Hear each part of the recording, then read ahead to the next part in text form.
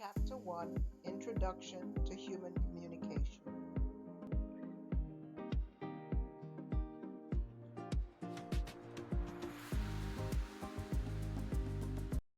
Well, welcome.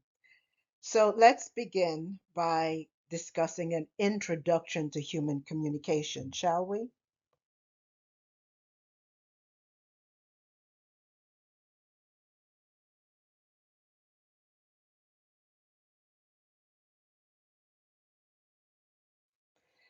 And so we do know that communication is essential. But what are some of the benefits of studying communication? Well, you can improve your self perception, and that is how you think about yourself. Many times we think of ourselves negatively, but so next, we know that communication is essential because it improves our relationships with others, and we learn life skills when we start to develop our communication skills, and we exercise and promote freedom of speech. That's a Further, communication is essential because it helps us succeed professionally. Now, you wouldn't be in college if you didn't want to succeed professionally, I think. Maybe I'm wrong. And so it helps us to succeed professionally, also helps us to. So let's define it, shall we? The communication as a process. So we use messaging and we generate shared ideas. So that's the beginning of the communication process. And here are the components. We have people, we have the message, we have the channel, and we have the codes. Now, as you read your textbook, you'll be able to delve deeper into this. But think of yourself, you're a person, you're speaking to people. Here we go. So we have encoding and decoding.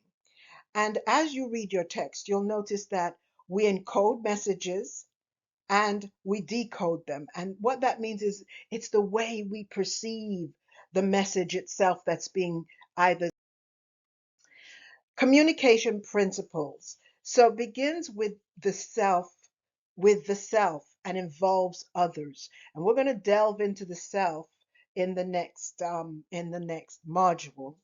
But it also involves others, and it has content and so let's talk about the principles, communication principles. And here we realize that quantity does not increase quality. And we realize that it is pervasive and it cannot be reversed. So think about how you could. So let's talk about communication in contexts. We have intrapersonal communication. That's communication within ourselves, our own thoughts, the way that we communicate with ourselves.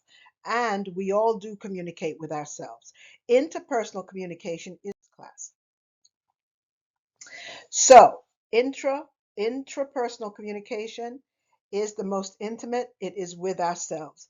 Interpersonal communication, two people, generally intimate, or it can be a little bit more, have a little bit more depth to it because you're talking usually one on one. So, what is the goal of the communication study? Practicing communication competence, being competent, being a competent communicator, communicating ethically, and understanding communication theory and research. So that sums up chapter 1. And I love the McGraw-Hill quote, learning changes everything. And in this course, we realize that as we